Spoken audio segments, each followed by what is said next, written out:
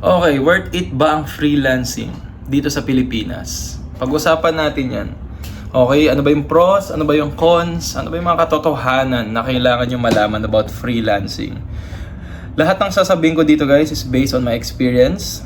Okay, as a freelancer, I'm doing this for over 5 years. Ito na nagpakain sa akin, nag-sustain, nag-build ko na yung career ko sa freelancing. So, if gusto nyo malaman at matuto, pwede kayo magstay dito. Medyo mahaba yung video, pero if mag-stay kayo long enough, meron din akong reward sa inyo as my way of saying thank you. So mag-umpisa muna tayo sa unang sinabi ko na tanong. Okay, worth it pa bang freelancing? For me guys, yes. Worth it siya kasi meron kang skill na binabayaran ng isang business or client mo na kung saan kung gaano ka kagaling sa skill na yon, ganoon din kalaki yung income potential mo. So, unlike sa employment na minsan nakakap tayo kahit sobrang skill natin, nakakap tayo. Dito kasi kaya ako nasasabi na na uncap yung sa pagiging freelancing kasi if kaya mo nang mani-maniin yung isang project mo, pwede ka na agad kumuha ng panibagong project. So, dodoble income mo. Unlike sa employment, tied up ka sa client mo. So, yun yung unang reason. Second reason for me is meron ka kasing freedom. Okay, freedom to choose where you want to work.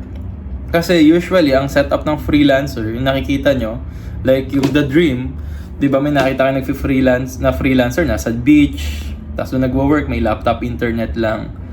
It happens guys, and it's possible. Depende na lang kung anong type ng department or ng focus mo sa freelancing. Pero it is really possible. Na-try ko na dati yon, palipat-lipat ako ng tirahan. Na-try ko na din magtrabaho na sa dagat. And it's legit. Okay, may freedom ka to choose. May freedom ka rin sa sa clients mo. Pipili ka ng clients mo, pipili ka din ng type ng workload. So, unlike sa employment na may templated siya, dito may freedom ka. And ang isa pang reason sa freelancing, it's super flexible. Super flexible sa career. Paano ko nasabing super flexible sa career? Kunyari natuto ka sa isang skill, tapos confident ka na mag-provide ng service, pwede ka magka-client doon. Now, gusto mo mag-try ng panibagong service, pwede mo aralin yun, mag-upskill ka, tapos gagawa ng panibagong service. Meron akong isang friend niyan na kilala din sa TikTok. Isa siyang unit manager ng insurance. So nasa sales siya, finance, tapos nagbi-video editing siya. So ipansin niyo, dalawa yung ginagawa niya. So yung source of income niya mas marami. So flexible siya. For me yun yung mga so far yung mga masasabi ko by experience na bakit siya worth it. Now, pag-usapan naman natin yung tatlong bagay, okay? Ano yung pros, ano yung cons, ano yung truth. So, yung pros, nasabi ko naman na kanina, yun yung parang pinaka pagkakaiba ng freelancing sa employment. And comment nyo na lang kung meron pa kayong masasuggest or masashare.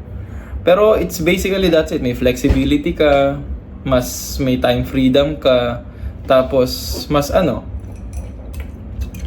malaya ka overall. Ngayon yung pros ng freelancing. Yung cons naman guys, ito yung masasabi kong cons as someone na matagal na sa freelancing. Nagpa-plateau siya yung income potential mo. Kasi kapag freelancer ka, nagte-trade ka ng time for your expertise, for money. So kunwari, per project ang bayad sa ganito. Ito na talaga yung fix na kikitain mo. So yung income potential mo nagiging predictable. The only way para maka-escape ka doon sa rat race ng freelancing is magbibuild ka ng agency. From there on, yung time mo dine-delegate mo na para sa mga skilled people mo. Tapos lalaki yung lilit margin mo pero mas marami kang client, mas lumalaki yung income mo. Yun yung parang ginagawa nila na outsourcing na maghanap ako client, tas ipapasa ko sa mga tauhan ko yung That's the only way para mag-scale yung income mo sa freelancing. All about agency model. Second, na pwedeng mag-scale yung yung freelancing career mo is magiging trainer ka. Ayun yung ginagawa ko. Ako sa sales, trainer ako ng sales at consultant ako sa sales sa remote sales. So, another avenue for you kasi hindi ka na dedepende sa client mo na as you magsa-service provide, magkakaroon ka na ng B2C opportunities. Ibig sabihin, pwede ka mag-train ng mga tao, magiging coach ka or consultant depending sa trip mo. Kapag pinasok mo yung coaching or training, usually tinakita nyo sa internet, mga freelancer nagtuturo, may course sila, bebenta sila ng course nila, nagtitrain sila. Sa case ko naman, may consulting din ako. Consulting, merong mga companies na partner ako ngayon. Tapos ako yung consultant nila sa sales, ako nagde-design, gumagawa ng system nila, nag-i-implement, nag-i-execute, nag-hire kami ng mga sales people. Binibuild namin yung sales para lumakas yung sales ng company. Then later on, if maging successful yung project, may exit ako or may share ako doon sa magiging company namin. So, yun, consulting or coaching. May isa pang leverage na sa freelancing is kung gusto mo siya i-scale, ayun, I think that dalawa lang, agency model at saka lang, yung training. May isa pa pala guys, ito. Pagiging influencer. Okay. Kapag freelancer ka, tapos influencer ka pa, magkakaroon ka ng personal brand.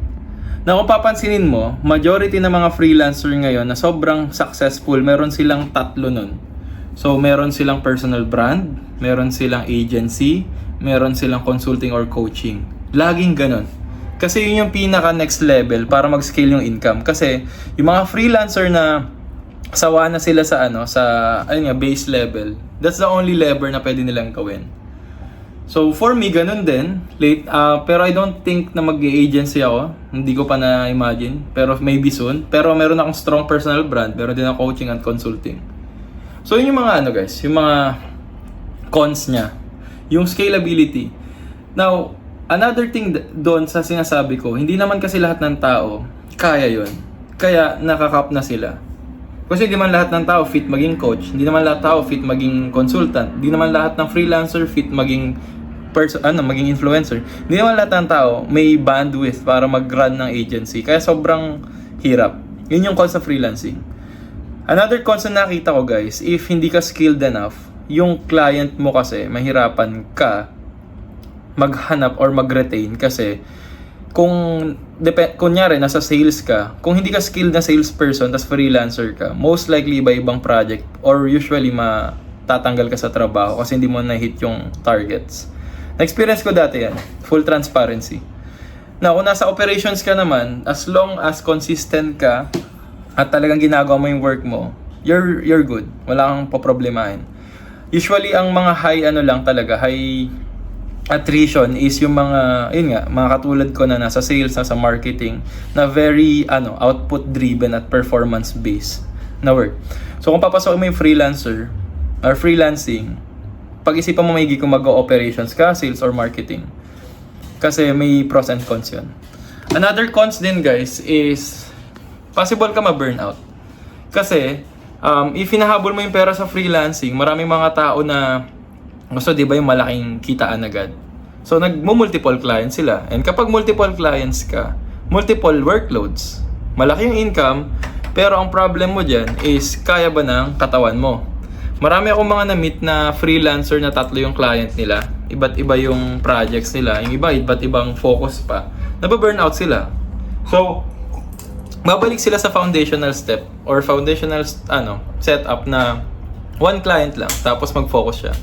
For me, if nag-start ka sa freelancing, I highly suggest isang client lang muna. Tutukan mo para mag-build yung portfolio mo. I think that's the logical way kaysa mag-all out ka kasi yung health mo kawawa. Yun yung mga pros guys so far. Now, punta tayo sa truth. Okay, katotohanan ng freelancer. Babasagin ko lang yung common belief ng mga tao sa freelancing. Na madali ang freelancing? No. Mas mahirap pa po ang freelancing kaysa sa employment. Sa employment, kapag employed ka, nandun na.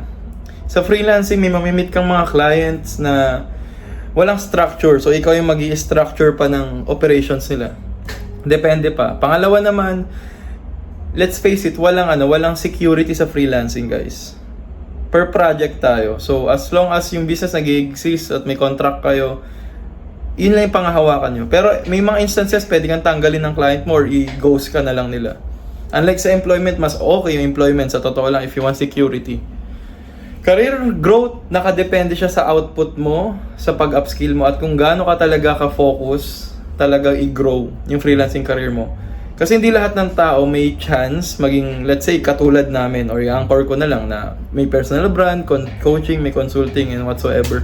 Hindi lahat may opportunity doon. Another truth sa freelancing, yung 6 digits guys, possible, contingent na sobrang tagal mo na sa game, sobrang skilled ka. Pangalawa naman is okay yung niche mo or yung targeting, yung ano mo, yung focus mo, focus na market mo na pinatrabaho at sinasolve na problem na freelancer. And yung pinaka-importante dito guys is high demand na high income skill yung pinaprovide mo. Now, on some cases, pwede naman, pero maraming workloads yun. Pero sa case ko kasi, yung na-hit ko yung ganong kalaking income, full transparency, sa akin, mas napansin ko, nasa magandang niche ako, nasa magandang client ako, tapos skilled ako. Kaya ko siya na-hit. Pero hindi lahat ng tao guys may chance maging ganun. So, case-to-case basis siya. So, ayun. Sana marami kayo natutunan dito sa video na to na about freelancing. And sana guys, sobrang dami nyo ding na-realize and natutunan. By the way, promote ko na din, meron akong free community that teaches freelancing, specifically remote sales. Work from home sales siya. Libre siya, wala kayong babayaran, modules, worksheets, trainings, video. Yung community may sariling login, even yung active admin support natin na 24/7. Libre lahat yon. And ako lang ngayon sa Pilipinas may ganong kalaking community where 4,000 plus, going 5,000 members na ngayon. And may mga nakakalanda ng client nang never kami nag-uusap, hindi sila nagbayad ng kung ano sa akin or whatsoever. Also, meron din akong workshop na ito throw recently, pero hindi ko naman kayo re-require doon kung trip nyo lang. Ang main thing doon, lahat ng kailangan nyo guys, from wala kang alam para hanggang malando yung client mo, nandun guys, for free lahat yung wala kang babayaran sa akin. So, if para sa tingin nyo, para sa inyo to guys, feel free to check yung link in my bio or yung comments, may link dyan, or search nyo jointheparliament.com, or ayan naman, tag mo yung friend mo na need makita to.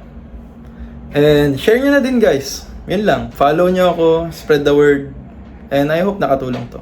See you!